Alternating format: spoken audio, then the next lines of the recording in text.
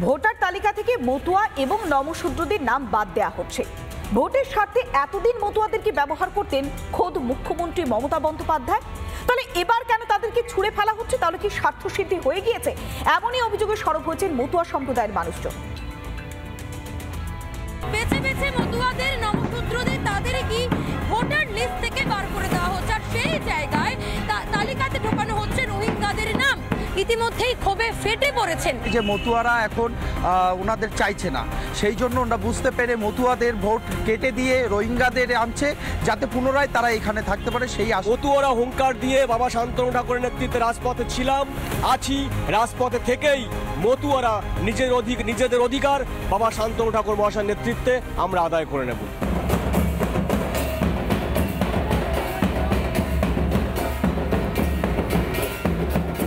Voter তালিকা থেকে বেছে বেছে মতুয়া নমশূদ্রদের নাম কাটতে ব্যবহার করা হচ্ছে বিডিওদের।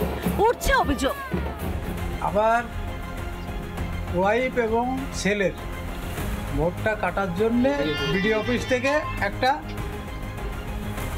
নোটিশ পাঠিয়েছে।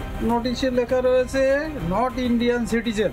রাজনৈতিক প্রতিহিংসার জন্য তৃণমূলে থেকে এগুলো করাচ্ছে আমরা মনে করি বিডিও সাহেবকে।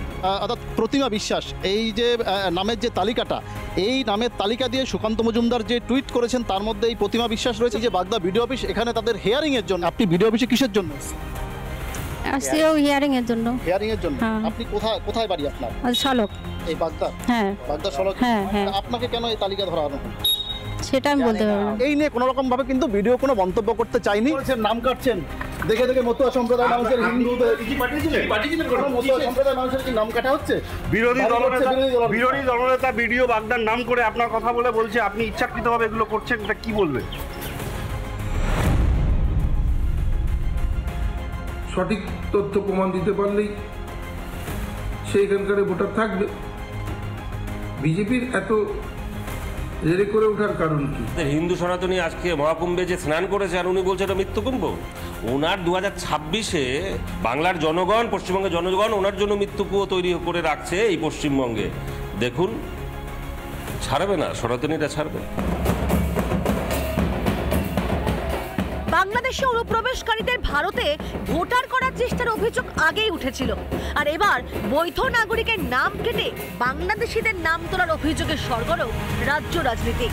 টিটো বিশ্বাস ও এলিনা ভট্টাচার্যের রিপোর্ট, রিপাবলিক বাংলা। বাড়ি বাংলাদেশে, অথচ তিনি বনগাঁর ভোটার। তাহলে কি আবারও সেই ভুতুড়ে ভোটারের হদিশ? আবার একই বুথে একই ব্যক্তির ভিন্ন নাম কিভাবে সম্ভব? কাদের হাত যশে এইভাবে কারচুপি চলছে ভোটার তালিকাতে? যখন এই গোজামিলের বিষয়টি সামনে এসেছে, বনগাঁর সুখপুকুরিয়াতে রীতিমতো শোরগোল পড়ে গিয়েছে। বিরোধীরা অভিযোগ করছে এই সমস্ত ভুতুড়ে ভোটাররাই তো শাসক দলের স্তম্ভ। যেটা এই ব্যক্তি, একই ব্যক্তি যেটা দু জায়গাতে নাম উঠেছে আমাদের সুখপুকুরে। হ্যাঁ, এগুলোকে চেনো তুমি? দেখেছো? না, যেটা হলো নাম, একটা নাম উঠেছে সুজন দাস, বাবার নাম সঞ্জিত দাস, আর একটা সুজন বিশ্বাস, বাবার নাম সঞ্জিত বিশ্বাস। দুবার নাম তুলেছে। তুমি কোনো দেখোনি তো? না, দেখোনি, চিনিও না। লিস্টে যার নাম দেখালো, আপনি কি এনাকে চেনেন? না না, চিনি না। আমাকে এটা তো দুটো ভোট রয়েছে এই গ্রামে, আগে কখনো ভোট দিতে দেখেছেন? না, দেখিনি কোনো সময়। আজব কাণ্ড, যার টিকিট দেখা মেলে না এলাকায় তার নামই ভোটার তালিকায়, তাও আবার একবার নয়, দুবার।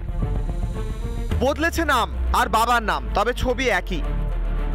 এপারের ভোটার তালিকায় যার নাম সুজন দাস আর সুজয় বিশ্বাস, ওপারের পাসপোর্টে তারই নাম সঞ্জয় বিশ্বাস, ঠিকানা ঝিনাইদহ। আগে তো অনেক ভোট দিয়েছেন। হ্যাঁ, তো ওনার নাম রয়েছে ভোটার লিস্টে, দেখেছেন কখনো? না, কখনো দেখিনি আমরা। এখন কি চাইছেন আপনি? ভোটের নাম কেটে দেওয়াই ভালো।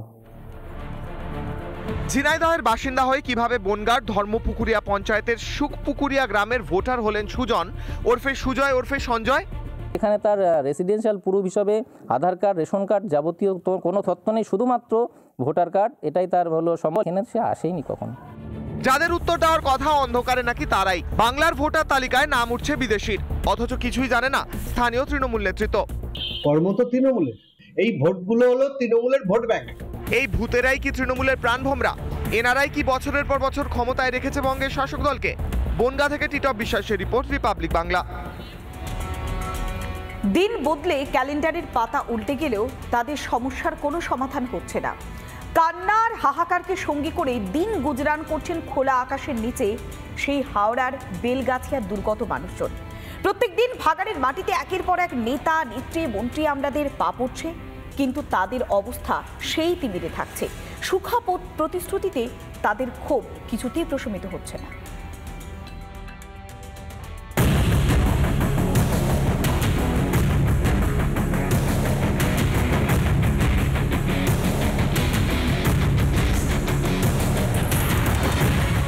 পাঁচ দিন পেরিয়ে গেলেও সেই তিমিরেই হাওড়ার বেলগাছিয়া ভাগাড়।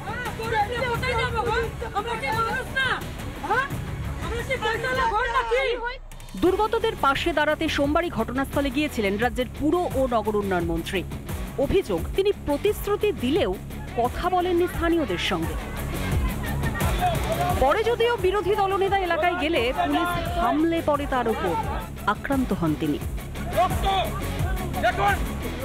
এরপর মঙ্গলবার ভাগাড়ের ক্ষতিগ্রস্তদের পাশে দাঁড়াতে কংগ্রেসের প্রতিনিধি দল এলাকায় গেলে তাদের বাধা দেওয়া হয়।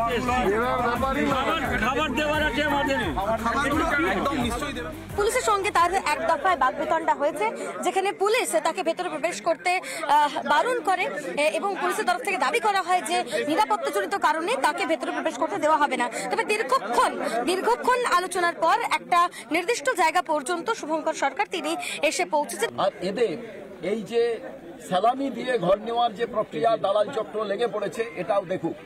নবান্ন থেকে বেশি দূর নয়, নবান্নের মুখ্যমন্ত্রীর ঘরের বারান্দায় দাঁড়ালে এই ধাপা দেখা যায়। শুধু পৌরসভাকে দোষারোপ দিয়ে কিছু নয়।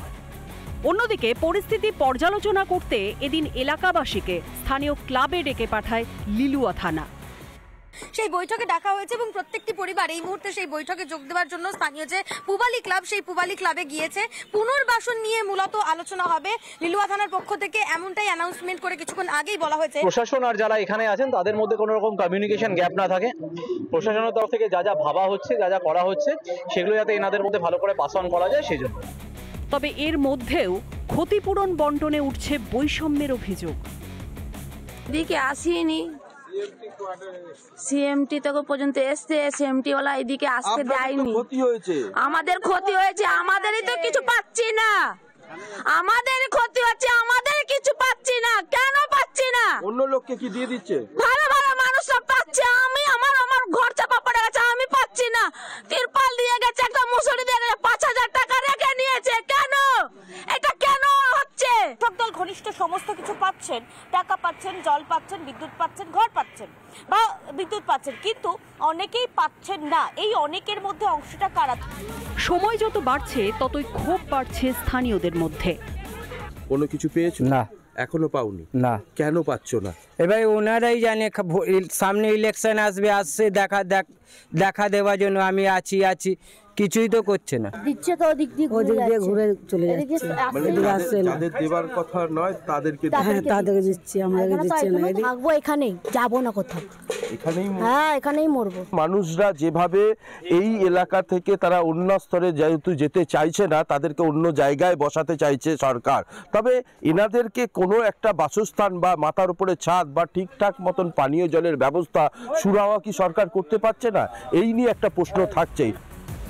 কোথাও নর্দমার জলে ভেসেছে রাস্তা, কোথাও ভ্যাট উপচে রাস্তায় পড়েছে নোংরা।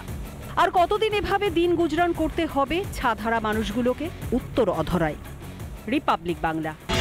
নানা ধরনের কন্টেন্ট দেখার জন্য লাইক করুন, শেয়ার করুন আমাদের ফেসবুক পেজ, সাবস্ক্রাইব করুন আমাদের ইউটিউব চ্যানেল। পাশাপাশি অন্যান্য ব্রেকিং নিউজের জন্য অবশ্যই চোখ রাখুন রিপাবলিক বাংলায়।